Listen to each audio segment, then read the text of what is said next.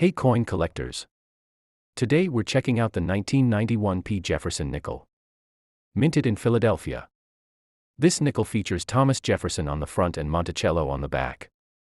The 1991 isn't extremely rare, but certain high-grade coins are highly sought after by collectors. Some 1991 nickels can show minting errors, like double dies or weak strikes, which can increase their value significantly.